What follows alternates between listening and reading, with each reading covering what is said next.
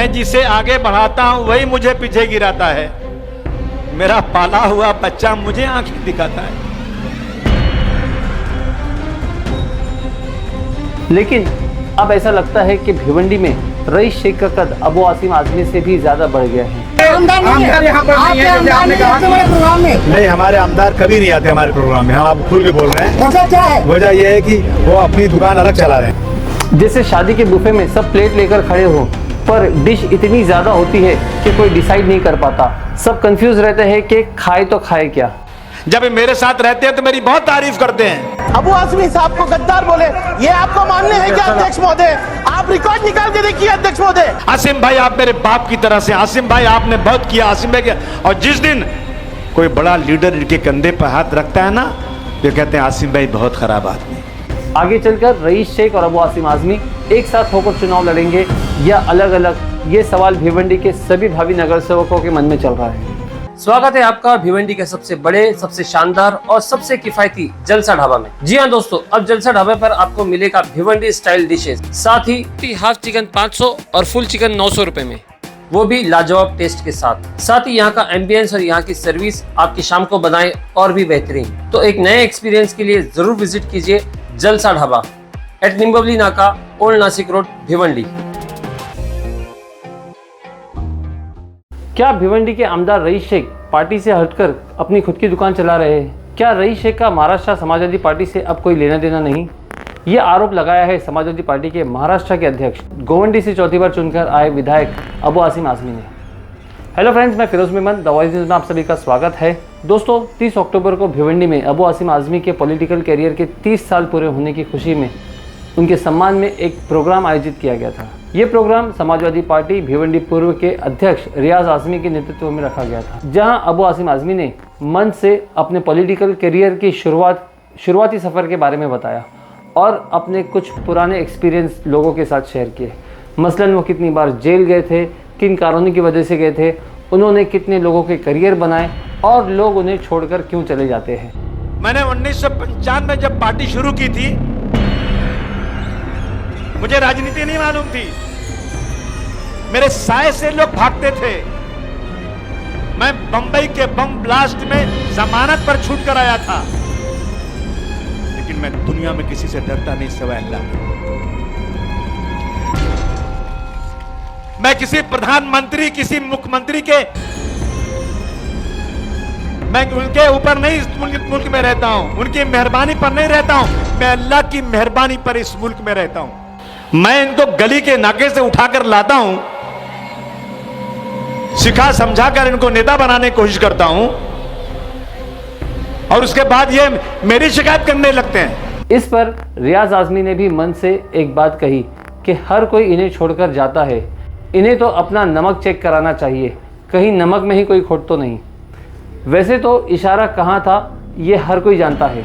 और मेरा लीडर ऐसा है जो आज तक 2550 सैकड़ों लीटर बनाए। ये अलग बात है कि नमक में कुछ तो मसला है, हम नमक चेक करेंगे अपना इंशाअल्लाह। कुछ ना कुछ मसला है जो हमारे साथ बार बार होता है। और आपको तो मालूम ही है, भिवंडी ईस्ट के एमएलए और अबू आसिम आजमी के बीच एक कोल्ड वॉर चल रहा है, जो कि अब पूरी तरह से मंच पर आ गया है। वैसे तो हम सब जानते हैं कि रईस शेख के पॉलिटिकल करियर के गॉडफादर अबू आसिम आजमी ही है।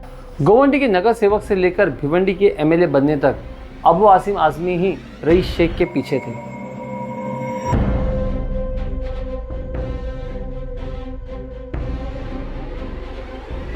लेकिन अब ऐसा लगता है कि भिवंडी में रईस शेख का कद अबू आसिम आजमी से भी ज़्यादा बढ़ गया है, जिससे कि अब वो उनके गाइडेंस में चलना पसंद नहीं करते, ना ही अब उनकी लीडरशिप को फॉलो करते हैं। मानो जैसे गाइडेंस का रिचार्ज एक्सपायर हो गया हो और लीडरशिप का प्लान अब पेंडिंग है। आमदार यहाँ पर नहीं है, जैसे आपने कहा प्रोग्राम में नहीं, हमारे आमदार कभी नहीं आते हमारे प्रोग्राम में। हम आप खुल के बोल रहे हैं। वजह क्या है? वजह यह है कि वो अपनी दुकान अलग चला रहे हैं।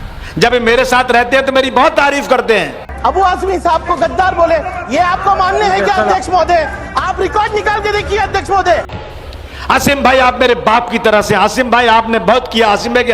और जिस दिन कोई बड़ा लीडर इनके कंधे पर हाथ रखता है ना, तो कहते हैं आसिम भाई बहुत खराब आदमी। अबू आसिम आजमी ने बार बार अपनी स्पीच में यही जिक्र किया कि हमने जिसे बनाया वो सब छोड़कर चले गए। मैं जिसे आगे बढ़ाता हूं वही मुझे पीछे गिराता है। मेरा पाला हुआ बच्चा मुझे आंखें दिखाता है। अब भिवंडी समाजवादी पार्टी में कोई भगोड़ा नहीं चाहिए। अब ये तो वैसे ही हो गया जैसे हमने घर में वाईफाई लगवाया और पासवर्ड किसी और ने चेंज कर दिया हो। भिवंडी में भगोड़े पड़े यार, ये डर लगता है।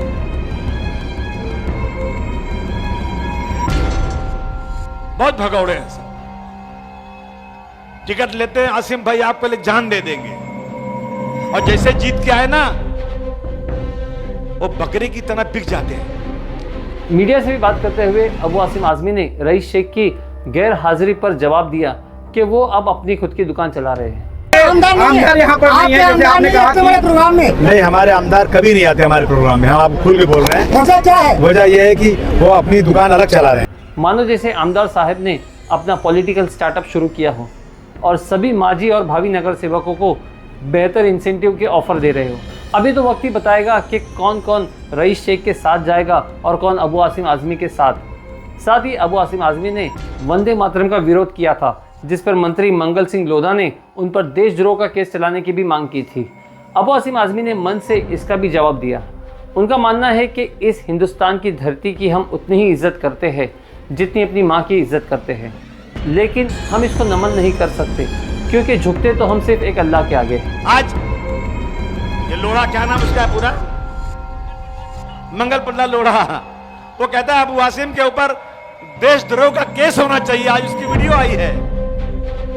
मैंने कहा तू बहुत बड़ा नादान है या जाहिल है। कौन माई का लाल मेरे ऊपर देशद्रोह का केस कर सकता है?